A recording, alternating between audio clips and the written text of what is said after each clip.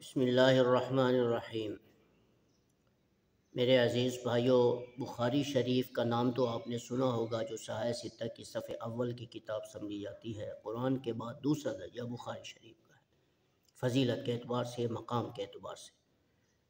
اس کتاب کے صفحہ نمبر 5653 میں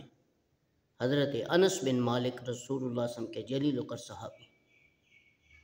وہ فرماتے ہیں کہ رسول اللہ صلی اللہ علیہ وسلم نے ارشاد فرمایا کہ اللہ تبارک و تعالیٰ فرماتا ہے کہ میں اپنے اس بندے کے دو محبوب اعضاء، یعنی دو آنکھیں، یہ دونوں آنکھوں کو دو محبوب اعضاء کے نام سے یاد کیا گیا، میں اپنے کسی محبوب بندے کو جس سے میں محبت کرتا ہوں اور جس سے میں راضی ہوں، اپنے اس محبوب بندے کے دو محبوب اعضاء یعنی دونوں آنکھوں کے بارے میں آزماتا ہوں، یعنی اسے نابینا کر دیتا ہوں۔ نابینے کا مطلب یہ ہے کہ پہلے جب وہ پیدا ہوا تو اللہ نے اس کو بینائی دی، لیکن وہ ضعف کی وجہ سے، کمزوری کی وجہ سے، یا بڑھاپے کی وجہ سے، یا جوانی میں بھی اللہ نے اس کو نابینا کر دیا، اور وہ اس پر صبر کرتا رہا، کوئی پریشانی کا اس نے اظہار نہیں کیا۔ تو اللہ تعالیٰ فرماتے ہیں کہ میں اس شخص کو اس کے بدلے میں جنت الفردوس میں جگہ عطا فرماتا ہوں اور اس کے لیے ٹھکانہ جنت میں بنا دیتا ہوں۔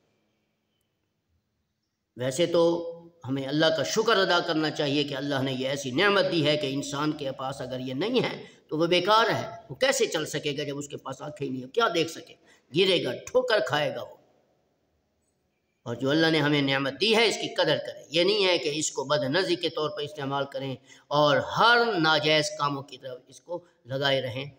اور جس کی وجہ سے ہمیں کہیں نقصان نہ اٹھانا پڑے اور یہ آنکھیں ضائع نہ ہو جائیں۔ اس کی بھی نعمت اللہ کی نعمت ہے، اس نعمت کی قدر کرنی چاہیے، لہٰذا رسول اللہ صلی اللہ علیہ وسلم کے اس فرمان کو سنیں اور ہمیں اس پر عمل کرنا چاہیے۔ السلام علیکم ورحمۃ اللہ وبرکاتہ۔